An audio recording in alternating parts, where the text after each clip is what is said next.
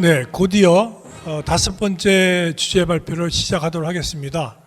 저희 학술연찬회에 가장 많이 와서 발표하시는 분 중에 한 분입니다. 우리 서울대학교 심리학과 근성만 교수님이시죠? 큰 박수로 모시겠습니다. 네, 여러분 지금 깨어 계십니까? 맑게? 혹시 몽롱한 무념무상의 상태가 찾아오지는 않나요? 제가 10번째 이 학술연찬회 발표인데요, 매번 마지막 주자입니다. 그래서 막 피로에 지친 분들을 대상으로 강의를 해야 되는데, 오늘의 주제는 수행입니다. 저는 심리학자의 관점에서 굳이 저를 좀 제 스스로 평한다면 구도자적 심리학자였다, 또는 심리학적 구도자였다라고 저는 저 자신을 규정하고 있습니다. 그래서 오늘 심리학자의 관점에서 수행, 특히 구도적 수행에 대한 것을 살펴보도록 하겠습니다. 우리에게 주어진 한 번뿐인 인생, 무엇을 위해서 어떻게 살아갈 것인가? 여기 계신 분들 다 특히 젊은 시절에 이런 물음으로 깊은 생각을 하진 않으셨나요? 그래서 인생의 진로 선택, 우리가 한 인생을 살아가는데 여러 갈래길이 있습니다. 그때마다 선택을 해야 돼요. 그런데 대부분의 사람들은, 우리 현대인들은 중고등학교 때 이과를 갈까 문과를 갈까, 대학 가서 무슨 학과 갈까, 졸업 후에 어떤 직장 가질까, 그래서 결국 사회에 나가서 돈 많이 벌고 사회 지위 얻고 소위 부귀 영화를 누리고자 하는 게 대부분의 사람들이 생각하는 진로 선택입니다. 그런데 이런 사람들이 있어요. 아무리 부귀 영화를 누려도 언젠가는 내가 죽어서 사라질 텐데 그게 무슨 의미가 있을까? 과연 나는 어떤 존재일까? 나는 어디서 와서 어디로 가는 것일까? 그리고 내 인생은 어떤 의미와 가치가 있는 것일까? 이런 의문을 깊게 갖고 평생 가슴의 중심에 이런 질문, 화두를 지니고 살아가는 사람들이 있습니다. 저는 그런 사람들을 구도자라고 생각합니다. 그래서 인생의 궁극적인 의미와 가치를 발견하고 그것을 추구하는 어떤 인생의 길이 있다, 그런 구도자의 길을 선택하는 사람이 있고, 그래서 구도자란 이렇게 부귀 영화를 누릴 수 있는 사회의 성공의 길을 외면하고 그런 궁극적인 진리를 찾아서 나서는 구도자의 삶이 있다고 생각합니다. 석가모니 부처님은 제왕의 길을 버리고 수행자의 길을 들어서신 분이죠. 근데 우리 주변에 유사한 용어가 많습니다. 여러분, 유도, 바둑도 9단이 되면 입신의 경지에 오른다고 그래요. 피아니스트 연주하려면 수년간 많은 수련과 수행과 훈련을 해야 합니다. 그런데 여기서 제가 말하는 구도적 수행이라는 것은 그런 어떤 운동 기능, 예술적인 재능을 키우기 위한 수행이 아니라, 이런 구도자가 어떤 삶의 궁극적인 의미와 그런 깨달음을 체득하기 위한 노력의 과정을 조금 더 구체적으로 구도적 수행이다라고 저는 정의를 합니다. 그래서 이렇게 또는 이렇게 이런 여러 가지 방식의 수행이 있고요. 그리고 수행자는 여러 가지 유형이 있습니다. 그래서 출가 수행자도 있고 재가 수행자도 있고, 그리고 풀타임 수행자도 있고 파타임 수행자도 있고, 제가 알기로는 그 코로나 시대가 지나고 나서 많은 신도도 줄어들고 보시도 잘 안 들어와서 요새 알바하시는 스님들이 많다고 들었어요. 그런 수행자도 있고, 수행자가 불교에만 있는 거 아닙니다. 기독교 수행자, 힌두교 수행자, 이런 다양한 유형의 수행자들이 있다는 겁니다.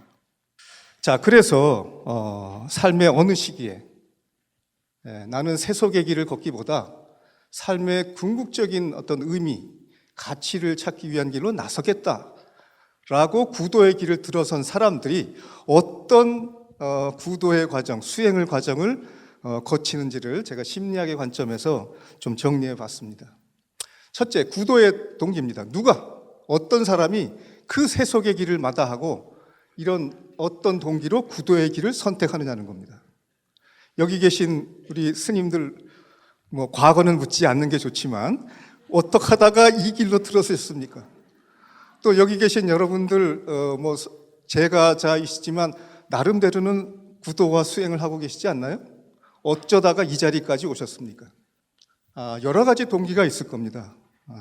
인생은 참 다양한 경로가 있기 때문에. 그런데 크게 정리를 하면, 첫째, 심리적 상처가 많은 사람들이 구도의 길로 들어서는 경향이 있다. 어릴 때, 특히 어릴 때, 아동기에 입은 심리적 상처 또는 청소년기에, 흔히 진로 선택이 중요한 게 청소년기죠. 어떻게 살까? 내 인생을 어떻게 꾸릴까? 할 때 어떤 길도 만족스럽지 않기 때문에 방황을 많이 하게 되죠. 그래서 이 구도자의 길을 들어선 사람들이 겪는 주된 상처는 이런 겁니다. 어릴 때 부모님 중에 한 분이 돌아가시는 충격적인 경험을 하거나, 아니 어제까지만 해도 같이 대화하고 밥 먹고 애정을 나눴던 분이 숨이 끊어지는 순간, 그리고 며칠 지나지 않아서 이 한 줌의 흙으로 돌아가는 이 현실을 목격하면서 도대체 이게 뭐지? 나도 저렇게 되는 거야? 뿐만 아니라 자신의 질병, 가난, 가정불화, 부모의 학대 등등 여러 가지 요인으로 어린 시절에 마음의 상처를 입었던 사람들. 그래서 아픈 만큼 성숙한다는 말이 있죠. 사실 심리학에는 이런 얘기가 있습니다. 인생의 밀물과 썰물. 우리가 인생이 잘 나갈 때는, 행복하고 즐거움이 많을 때는 인생의 밀물 상태가 돼서 이런 죽음, 고독, 무의미, 허무, 이런 실존적 암초가 그 밀물에 묻혀서 의식되지 않는다. 그런데 무언가 인생이 힘들고 괴롭고 아플 때, 그때 인생의 썰물 상태가 되면서 비로소 실존적 암초, 죽음, 고독, 이런 무의미, 이제 이런 것들이 우리 의식에 올라오게 되고 비로소 수행자 또는 구도자로서의 길을 가게 된다는 거죠. 두 번째는 죽음 불안입니다. 내 자신이 영원히 소멸한다는 것을 받아들일 수 있습니까?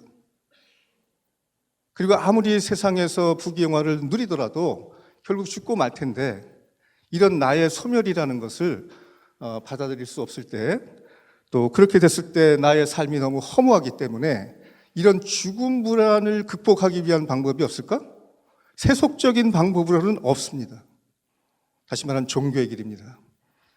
그리고 세 번째는 자기애인데요. 자기 자신에 대한 사랑입니다. 누구나 자기애가 있습니다. 그런데 이 자기애가 특별히 강한 사람들이 있어요. 나는 여기 계신 보통 사람들보다 조금 더 중요한, 특별한 존재예요. 그래서 이런 자기애가 강한 사람은 이렇게 소중한 내가 죽어서 한 줌의 흙이 된다니, 이건 받아들일 수가 없는 겁니다. 자기애가 강한 사람은 죽음을 받아들이지 못한다. 따라서 죽음이라는 운명과 영웅적인 전쟁을 벌이는 겁니다.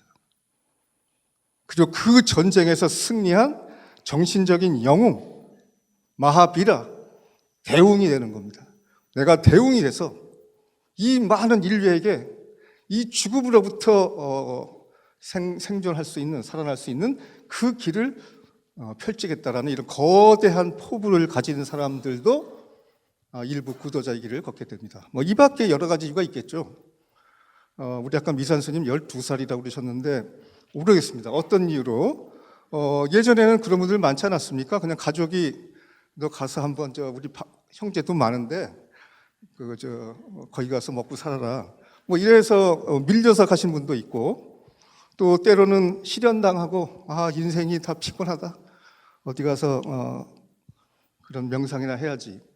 또 세속에서 살아가는 것이 너무 힘들기 때문에 절에 가면 밥은 먹여주겠지? 등등. 여러 가지 동기가 있겠습니다만은 크게 저런 세 가지 동기가 있다고 생각합니다. 자, 그러면 어떤 동기든 간에 나는 누구인가? 어떻게 살아야 할 것인가? 이런 문제에 대해서 이제 해결을 해야 될 텐데 어떤 길을 가야 되죠? 이런 구도의 뜻을 가졌던 사람들이 인류 역사에 많았습니다. 그리고 나름대로 길을 찾기 위해서 노력했고, 그래서 흔히 종교라는 하나의 체계로 발전하기도 하고, 어떤 경우는 뭐 종교가 아닌 작은 종파가 되기도 했겠죠. 자, 이런 의문을 가진 사람이 특히 지금 대한민국처럼 다종교 사회에서 뭐 어떤 종교가 국교가 돼 있을 경우에는 그 종교를 따라가겠지만 현대 사회 같이 이런 다종교 사회에서는 그러면 어느 종교의 진리가 있는 거지? 지금 이 자리에는 주로 불교에 관심 갖는 분들이 모여 있지만 우리 한국 사회에는 기독교의 그 영향도 엄청나게 큽니다. 자, 그래서 이 구도의 길에는 크게 나누면 두 갈래 길이 있다. 유신론적 구도의 길과 무신론적 구도의 길이 있다. 유신론적 구도의 길은 전지전능한 신을 상정하고 신에 대한 순종과 합의를 추구하는 이런 종교가 이제 기독교 계열, 아브라함 계열 또는 힌두교 계열이 있고, 테오시스, 이런 신성화의 과정을 통해서 합의에 이르게 되고, 그래서 초기 기독교의 그 사막 교부들은 사막으로 나가서 이런 수행법을 통해서 저런 경지에 오르고자 했다. 그리고 무신론적 구도의 길은 신을 상정하지 않고 어떤 자아의 초월을 통한 대자유의 추구, 대표적인 게 불교죠. 원불교도 그런 종교라고 저는 생각합니다.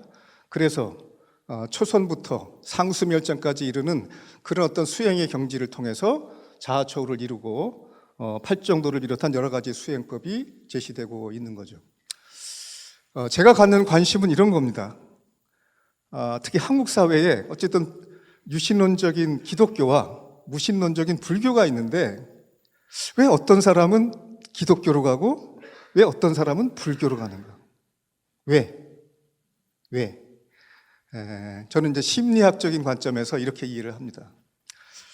특히 기독교, 유신론적인 구도의 길은 전지전능한 초월적 존재인 신에 대한 절대적 의존, 그리고 신과의 합의를 통해서 삶과 죽음의 고통으로부터 구원을 추구하는 길이다. 그런데 여기에 여러분 혹시 태어나서 만 2살이 될 때까지 어떤 경험을 했는지 기억하십니까? 태어났을 때 어머니가 여러분을 어떻게 길렀는지, 어떻게 젖을 먹이고, 어떻게 똥오줌을 기억이 안 나시죠? 그 생애 초기 2년 동안 엄청나게 많은 일이 벌어지고 그때의 경험이 여러분의 정신세계를 결정하는 기본 바탕이 된다는 겁니다. 자, 거기에 따르면 무력한 아이는, 아무것도 할 수 없는 아이는 거대하고 강력한 어린아이에게 부모는 전지전능한 존재로 느껴지죠. 그 부모의 품 안에 있을 때 비로소 안전함, 그리고 뭔가 일체감을 느끼는 소위 사랑과 구원의 체험을 하게 된다는 겁니다. 그래서 성경에도 어린아이와 같이 되지 않으면 천국에 들어가지 못하리라. 다시 말하면 기독교는 어린아이가 생애 초기에 경험했던 부모에 대한 의존심, 부모와 합일되고자 하는, 그리고 부모의 품 안에 있을 때 느끼는 그 모든 고통과 위험으로부터의 안전감, 구원받는다는 느낌. 그래서 기독교에는 어려서 가족 내에서 경험한 것들이 많이 작용하기 때문에 기독교에는 하나님 아버지도 있고요, 성모 마리아도 있고요, 또 성부, 성자, 아버지, 아들, 형제, 자매, 이 대가족 시스템입니다. 그 중에서 대표가 이제 하나님이죠. 그래서 기독교적 수행이라는 것은 하나님의 심상을 항상 묵상하면서 성경을 통해서 하나님의 의도를 헤아리고, 그리고 중요한 것은 하나님을 내면화하는 겁니다. 항상 나와 함께 성령으로 나와 교신하고 내 마음에 임재하는 하나님을 내면화하면서 이제 구원을 받는다고 여기는 것이라고 할 수 있죠. 여러분, 우리가 이렇게 편안할 때는 굉장히 합리적이고 이성적인 생각을 하는 사람도 흔히 세 가지 조건. 첫째, 위기에 처하거나 몸이 많이 아프거나 어떤 죽음 공포에 휩싸이게 되면 그 사람의 사유방식이 굉장히 퇴행을 해서 비합리적, 미신적으로 변하게 됩니다. 그래서 그 상태는 아까 말한 생애 초기에 경험했던 어린아이처럼 무언가 전지전능한 존재를 붙잡고 싶고 그로부터 구원을 받고 싶고 그렇게 매달리는 심리적인 상태로 가게 된다는 것이죠. 이제 이런 심리 상태를 아주 체계적으로 또는 많은 사람들이 잘 받아들일 수 있도록 종교 시스템으로 만든 것이 저는 기독교라고 생각합니다. 자, 반면에 무신론적인 길.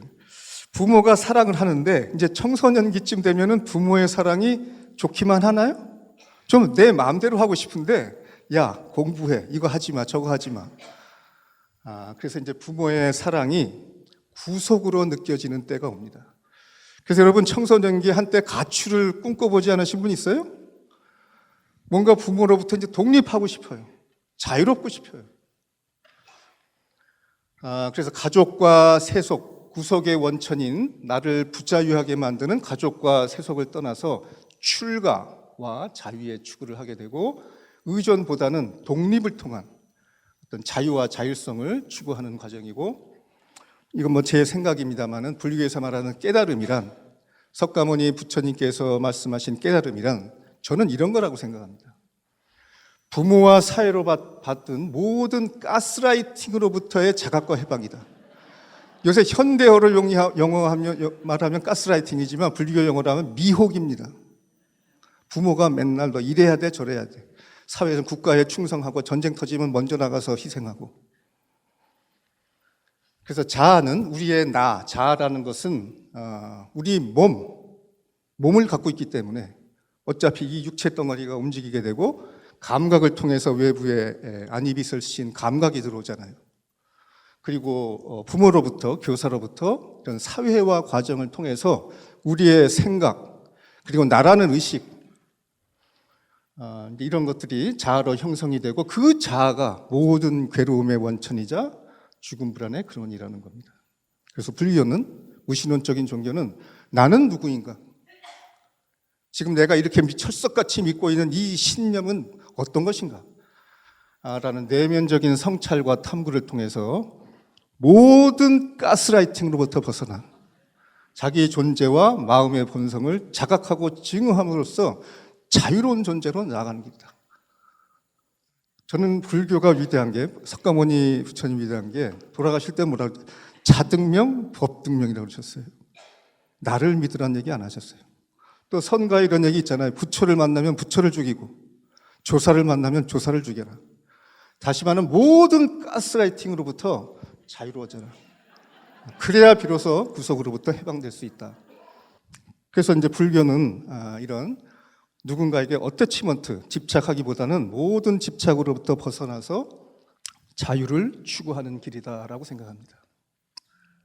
이분은 데이빗 바칸이라는 미국의 심리학자인데요. 이런 책을 썼습니다. 인간 존재의 이중성이라는 책인데 이 책의 핵심은 이런 겁니다. 인간에게는 크게 상반된 두 가지의 성향, 두 가지의 지향성이 있다. 이 두 가지가 우리 인생을 결정하고 한 사람의 성격을 결정하는 빅2. 그거는 하나는 연대성이고 하나는 자율성입니다. 연대성은 누군가와 같이 관계를 맺고 같이 연대를 해서 자신의 삶을 좀 더 안전하게 유지하려는 것인 반면에 자율성이라는 것은 뭔가 혼자 자유롭게 누군가에 의지하지 않고 자유로운 존재, 독립적인 존재가 되고 싶어 하는 그런 성향이 있다는 겁니다. 이 두 가지 성향 중에 어떤 게 강한가에 따라서 그 사람의 삶의 방식이 달라지고 대인관계가 달라지고 인생이 달라진다. 여러분 사랑과 자유 두 가지 단어 중에 어떤 걸 더 좋아하십니까? 자유. 자유파와 사랑파가 있습니다. 흔히 연대성이 강한 사람은 사랑이라는 단어를 좋아합니다. 반면에 자율성을 좋아하는 사람은 자유라는 단어를 좋아하죠. 그래서 한쪽에서는 그런 신에 대한 의존과 합일을 통해서 구원을 추구하는 반면에 모든 집착으로부터 해방되어서 자유를 얻으려는 이런 두 가지 경향성이 다른 종교로 나타날 뿐만 아니라 같은 종교를 믿더라도 어떤 종교적인 행위를 하느냐가 달라진다라는 겁니다. 그래서 기독교는 그러잖아요. 예수님께서 말씀하시기를 무거운 짐진 자들아 다 내게로 오라. 내가 너희를 편히 쉬게 하리라. 이 얼마나 감동적인 얘기입니까? 그래서 주님은 나의 목자시니 푸른 풀밭에 나를 쉬게 하시고 내 영혼의 생기를 돋우어 주시고 바른 길로 인도해 주시니, 이런 심리적인 상태로 어떤 종교적인 신에 대한 체험을 하는 것이라면 소리에 놀라지 않는 사자처럼, 제가 좋아하는 문구 그물에 걸리지 않는 바람처럼, 진흙에 물들지 않는 연꽃처럼, 무소의 풀처럼 혼자 가라. 이 얼마나 멋있어요. 네? 여러분. 자, 그래서 물론 여러 가지 요인이 있습니다. 가족이 어떤 종교를 갖고 있냐, 친구의 전도도 받고, 어느 시대를 살았느냐, 어느 지역에서 생존했느냐에 따라서 길은 달라지지만, 지금 현대와 같은 이런 다종교 사회에서는 저런 두 가지 개인적인 성향이 종교 선택에도 구도의 길에도 영향을 미칠 수 있다라는 얘기입니다. 자, 그래서 유신론적인 구도의 길이든 무신론적인 구도의 길이든 이제 거기에 들어가는 거 아니에요. 가서 열심히 수행을 해야죠. 수행의 정진. 뭐 여러 가지가 있지만 일단 수행을 하려면 첫째가 일상생활을 단순화하는 겁니다. 지금처럼 정신없이 사는 게 아니라 특히 인간관계를 단순화하는 것. 우리의 정신적인 에너지를 가장 많이 뺏는 것은 인간관계입니다.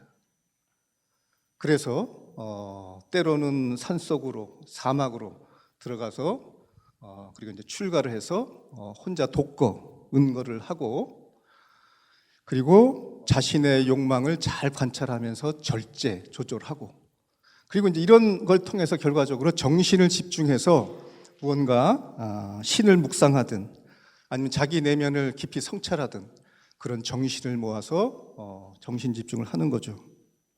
이렇게 생활을 단순화하고 자신의 욕망을 조절하면서 그 심리적 에너지를 자기 내면을 살펴보는 일에 집중하는 게 굉장히 중요한 구도의 수행의 핵심이라고 보고요.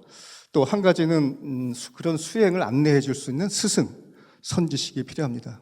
자, 그래서 기독교의 경우에도 초기에 기독교 수행자들은 사막으로 나갔습니다. 이집트 사막. 그래서 이제 이런 굴 속에서 혼자 오랜 기간 하나님을 묵상하고, 때로는 저런 돌산 위에 기도원을 짓고 그 위에서 그런 수행을 했습니다. 또 저런 상태가 되도록 명상하고 힌두교 수행자들도 있습니다.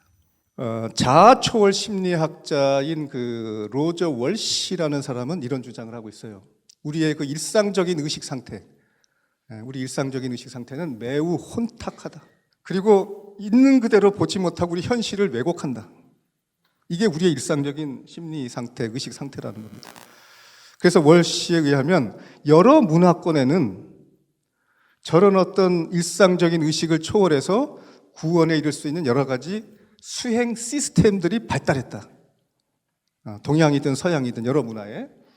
그래서 어떤 체계적인 훈련을 통해서 의식이 명료해지고, 그러면 자기 자신을 잘 조절할 뿐 아니라 정말 있는 그대로를 볼 수 있는 역량을 기르게 되는데, 이런 여러 가지 자아 초월 수행의 공통 요인으로 6가지를 들고 있습니다. 첫째가 윤리적인 행동, 이런 주의력을 통제할 수 있는 그런 안정된 삶, 정서적인 안정 상태에서 자기 마음을 깊이 바라볼 수 있는 알아차림을 함양하고, 그렇게 하는 과정에서 자기 중심적인 이기적인 그런 삶에서 뭔가 다른 이타적인 방향으로 동기가 전환되고, 그런 과정 속에서 지혜가 발달한다. 이 6가지는 단계적인 것이 아니라 서로 순환하면서 서로 영향을 미치면서, 그래서 불교에만 있는 것이 아니라 여러 종교에 공통적이다라고 월시는 주장하고 있습니다. 그래서 뭐 잘 아시다시피 시부도에는 이렇게 구도자가 수행을 시작해서 이런 경지로 나아가는 여러 가지 단계를 10단계로 이렇게 표시하고 있고, 그래서 수행의 과정에는 여러 가지 위기가 있습니다. 위기. 그 첫째가 수행자의 의식주 문제입니다. 수행자는 뭘 먹고 사는가?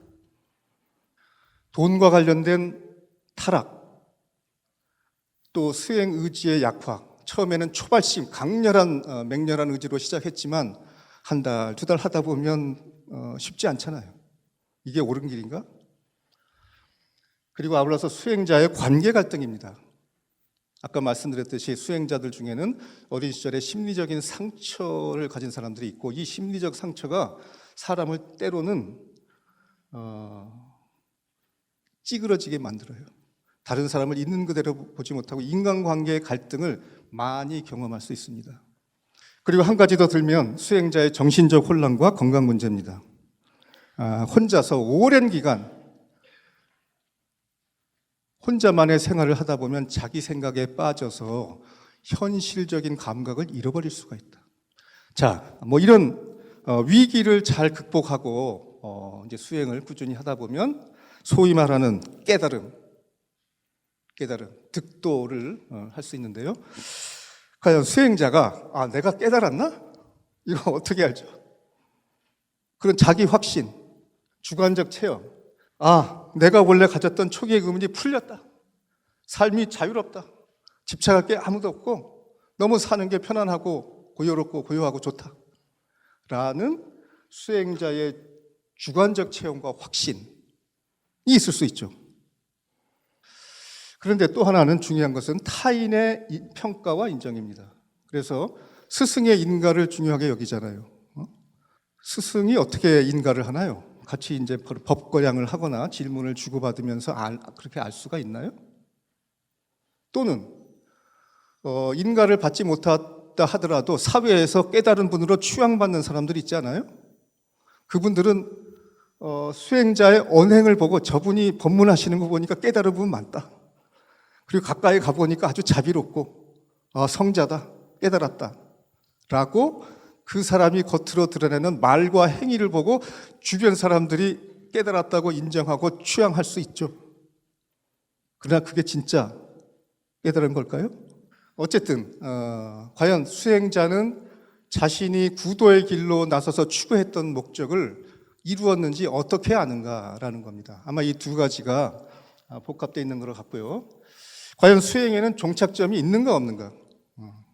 이제 깨달음을 얻어서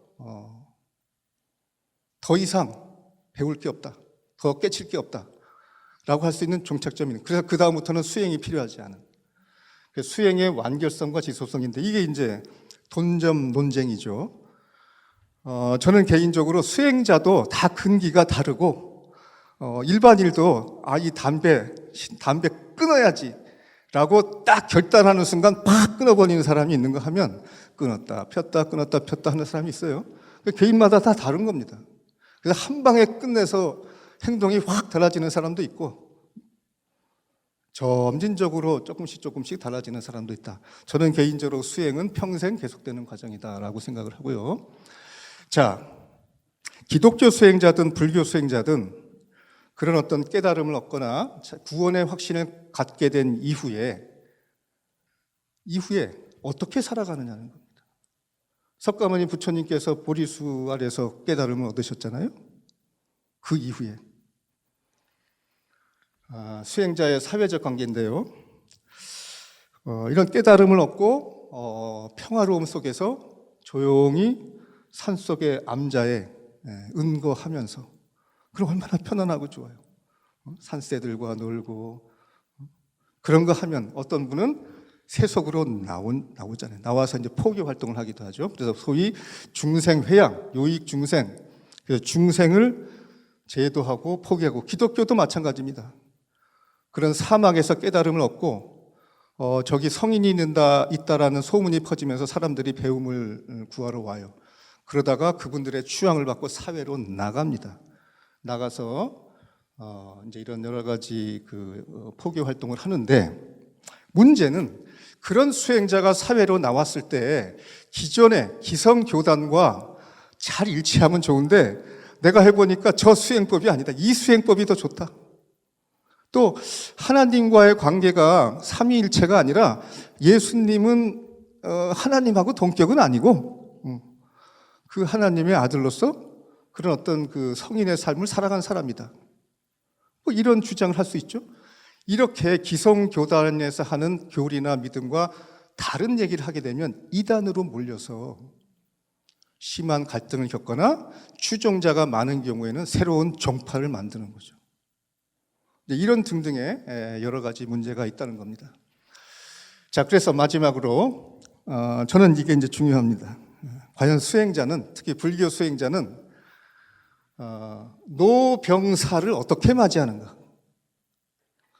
그래서 스님들도 이제 늙어가실 거 아니에요? 우리 저 월암 스님 저하고 뭐 비슷한 세대신 것 같은데 어쨌든 노구를 끌고 이렇게 오셨잖아요. 지금 노년기 초기입니다. 이렇게 노구를 끌고 마음대로 움직이는 게 노년기 초기예요. 노년기 중기에 가면 이제 병이 생겨요. 함부로 못 돌아다닙니다. 이제 노년기 말기가 되면 나 혼자는 독립적인 생활을 할 수 없는, 먹는 거, 화장실 가는 거, 목욕하는 게 혼자 되지 않아서 누군가의 돌봄을 받거나 때로는 요양원에 들어가서 살아야 되는 그런 인생의 말기가 있습니다. 과연 그런 시기가 나에게 다가왔을 때 과연 수행자들은 어떻게 살아가는가 하는 겁니다. 그래서 이제 수행자들은, 도가 깊은 수행자들은 죽음이 다가오면 자신의 죽음을 깨닫고 임종계, 열반성을 남기기도 하고, 좌탈인망, 또 자이나교 같은 데서는 자신의 마지막을 단식 삼매사로 맞이하는, 그래서 그렇게 어떤 비참한 상태로 다른 사람들에게 피해를 끼치지 않는 상태에서 삶을 마치기도 하죠. 그래서 우리가 수행을 하는 그 마지막 결실은 늙고 병들어 죽어가는 과정에서 수행자 자신만이 알 수 있는, 아무도 밖에 보는 사람은 진실한 모습을 알 수 있는 수행자 자신의 속마음을 통해서만 알 수 있을 거라고 저는 생각을 합니다. 자, 이제 수행에 대한 얘기 됐고요. 제가 심리학자니까 아까 뭐 심리치료와 명상의 차이를 얘기했지만, 심리치료는 정신장애나 스트레스 있는 사람을 그냥 세속에서 건강하게 살아갈 수 있도록 그렇게 편안하게 유도하는 그런 세속의 뭐 수행 훈련이라고 할 수 있어요. 그러나 제가 말한 이 구도적 수행은 삶 속에서의 고통뿐만 아니라 이 생사 문제를 넘어설 수 있는 이제 그런 수행이라고 생각을 하고요. 그래서 불교뿐만 아니라 여러 종교에서는 그런 수행자들이 다양한 신비 체험을 합니다. 보통 사람들이 할 수 없는 신비 체험들. 예를 들면 뭔가 신과 하나가 됐다는 어떤 합일경, 화니, 또 자아의식이 소멸하는 무아의 체험, 그래서 주관과 객관이 초월되고 어떤 궁극적인 의미, 절대적인 의미를 확신하게 되고 황홀경에 이르는 이런 영성, 그리고 정상적인 의식을 넘어서는 어떤 의식의 변형 상태에 대한 연구를 하는 분야라고 할 수 있습니다. 이런 자아초월 심리학자에 의하면 인간의 의식 수준은 크게 세 가지로 나눌 수 있다. 첫째는 전 개인적 수준입니다. 아직 자아가 발달하지 않았어요. 그리고 사회의 인습을 학습하지 않았어요. 다시 말하면 어린 아이 상태에 있던 사람이 이제 자아를, 견고한 자아를 갖게 되고 사회적인 인습을 학습해서 사회화가 이루어져서 우리 사회의 정상적인 인간으로 살아가는 그런 개인적 의식 수준으로 발달하게 된다. 대부분의 사람들은 이 수준에서 살아간다는 겁니다. 그런데 일부 종교인들 또는 신비 체험을 한 사람들 중에는 이 개인적 수준을 넘어서 초개인적인 자아를 초월하는 어떤 인습적인 그런 관습을 넘어서는 그런 초개인적인 수준까지 경험한 일부의 사람들이 있다. 뭐 석가모니나 종교의 큰 성인들이 극소수가 이런 경지까지 올라갔다. 그래서 켄 윌버 같은 사람은 우리 지구에 있는 생명체의 그 의식 수준이 저 전개인적 수준에서 개인적 수준을 거쳐 초개인적 수준으로 나아가고 있다. 지금 현재의 단계는 대부분 개인적 수준에 있다. 저 개인적 수준에서 견고한 자아를 형성하고 사회적 관습을 잘 습득한 사람은 이 사회에서 성공적으로 잘 살아가는 사람들입니다. 그런데 이런 사람들에게는 항상 죽음이라는 문제, 고독, 무임이라는 문제에서 벗어날 수가 없다는 겁니다. 그래서 일부의 수행자들은 저 경지를 넘어서서 초개인적 경지에 접촉했던 사람들이 우리 종교적인 성자고 그 경험들이 신비 체험이다라고 우리는 얘기한다. 그래서 불교적으로 얘기하면 이런 지옥 악귀 상태에서부터 저 무색계에 이르기까지, 또 심리학적으로 얘기하면 심한 정신질환 아니면 무지한 어린아이 상태에서 자기 실현을 이루고 자아초월에 이르는 이제 이런 경지라고 할 수 있습니다. 그래서 이런 잘 적응하지 못하고 자아가 흐물흐물한, 그래서 스트레스 많이 받고 힘들어하는 이 전 개인적 수준에서 개인적 수준으로 사회에 잘 적응하도록 안내하는 것이 치유의 수행이라면, 개인적 수준에서 초개인적 수준으로 올라가기 위한 수행이 초탈의 수행이라고 저는 생각합니다. 그래서 불교의 수행은 물론 치유의 기능도 합니다마는 저 초탈을 위한 수행이 아닐까라고 저는 생각을 하고요. 그런데 참 이 월암 스님 우리 앞에서 사적을 해도 막 가슴이 와서 쾅쾅 막 영혼을 흔들지 않습니까? 그런데 너무 어려워요. 말씀은 그럴듯한데 나는 그게 안 된단 말이에요. 그리고 나는 자식도 먹여 살려야 되고 사회에서 할 일도 많고, 그래서 이제 서양의 자아초월 심리학자들은 이제 서양 문화 그리고 동양의 종교, 여러 종교나 심리치료 이런 것들을 통합해서 정신 건강을 도울 뿐만 아니라 자아초월과 영적 성장을 위한 통합적 수련 방법을 개발해서 실시하고 있다는 겁니다. 크게 세 가지가 있는데, 통합적 변형 수련과 통합적 삶을 위한 수련, 자기 확장 치료, 뭐 여러 가지가 있습니다만은 대표적인 세 가지만 간단히 보도록 하겠습니다. 통합적 변형 수련은 1960년대에 그런 히피 문화, 동양의 종교가 들어오고 뭔가 서양의 문화적인 가치가 막 흔들릴 때 그런 어떤 동양적인 또 새로운 여러 가지를 통합해서 수행하는, 종교와는 다른, 기독교와는 다른 그런 수행 방식이고요. 미국의 심리학자인 마이크 머피와 딕 프라이스라는 사람이 뜻을 모아서 캘리포니아에 있는 이런 해변에 에살렌 연구소라는 걸 만들어서 거기에는 여러 가지 뭐 기독교, 불교, 뭐 요가, 심리 치료사, 뭐 예술가 이런 다양한 사람들이 모여서 서로 토론하고 같이 수련하는 그런 기관을 만들었습니다. 자, 여기서는 이 ITP라는 것은 인도의 구루이자 철학자인 스리 오로빈도, 그 남인도의 폰디체리라는 데 가면 그 오로빌이라고 하는 수행 기관이 있죠. 이분의 그 통합적인 비전을 구체적으로 이제 그 수련 방법으로 개발한 건데요. 몸, 마음, 가슴, 영혼 네 가지의 균형적 성장을 지향하는 장기적 수행이다. 동서양의 다양한 심슨 수련 방법을 조화해서 개인의 상황에 따라, 성향에 따라 취사 선택할 수 있고요. 첫째는 몸이 건강해야 된다. 그래서 요가, 뭐 운동, 식사요법 등등. 아울러서 마음, 여기서 마음이라는 건 이성적인 측면을 말합니다. 지식, 현대 과학도 공부를 해야죠. 그래서 독서하고 토론하고 뭔가 그 합리적인 사고를 할 수 있는, 그리고 아울러서 가슴, 정서입니다. 이 내면에 있는 여러 가지 자신의 과거의 상처 등등을 치유하는 것, 그리고 영혼, 이게 여러 가지 명상이나 마음 챙김을 통해서 자아를 벗어날 수 있는 이 네 가지 측면을 동시에 수련하는 방법을 하고요. 여기에 기본 원칙은 이런 거다. 우선 장기적인 수련이 필요하다. 네 가지를 동시에 하는 전인적인 수련이 필요하다. 수련은 한 명의 지도자에게 의존하기보다 다수의 멘토로부터 안내를 받는 것이 필요하다. 이제 이런 불교 철학의 기반 위에서 개발했다라고 얘기하고 있습니다. 자, 이제 마지막 제 강의를 마무리할 때가 됐는데요. 현재 우리 21세기 한국 사회를 살고 있습니다. 저도 이제 정년 퇴직한 지 3년이 지나서 조만간 저도 고희를 바라보는 나이고요. 이제 노병사가 몰려오겠죠. 이런 초고령 사회에서 우리가 생각해 볼 게 있는데요.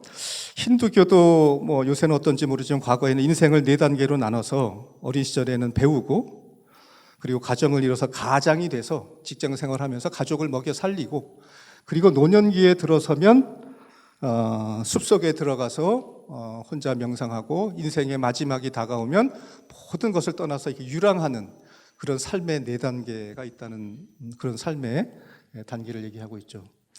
또 분석 심리학자인 칼 융은 오전 인생과 오후 인생이라는 얘기를 하고 있습니다. 그래서 오전 인생은 에너지를 밖으로 쏟아서 돈, 권력, 명예를 추구하면서 사회적 성공과 자녀 양육, 성취로 나가는 쟁취의 시기이지만, 오후 인생은 태양이 햇살을 거두면서 저물어가는 과정이고, 내면 성찰을 통해서 삶의 의미를 발견하는 시기다.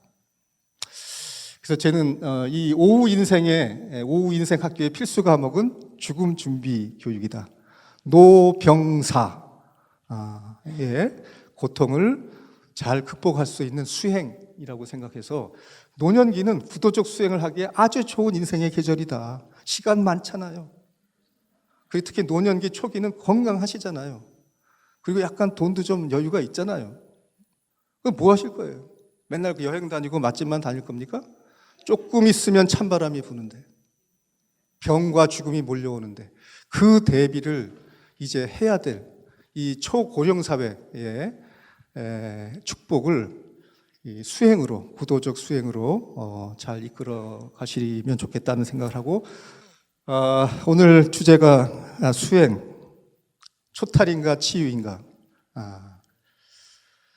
인간 사회는 나에 집착하는 자기장애 환자들이 살아가는 거대한 정신병동이다.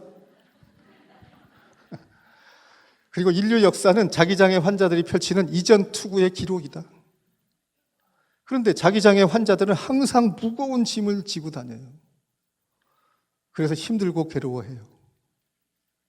그래서 치유의 수행은 등짐을 가볍게 하는 것인 반면에, 초탈의 수행은 등짐을 내팽개치는, 내려놓는 것이다 라고 생각합니다. 네, 이상으로 마치겠습니다.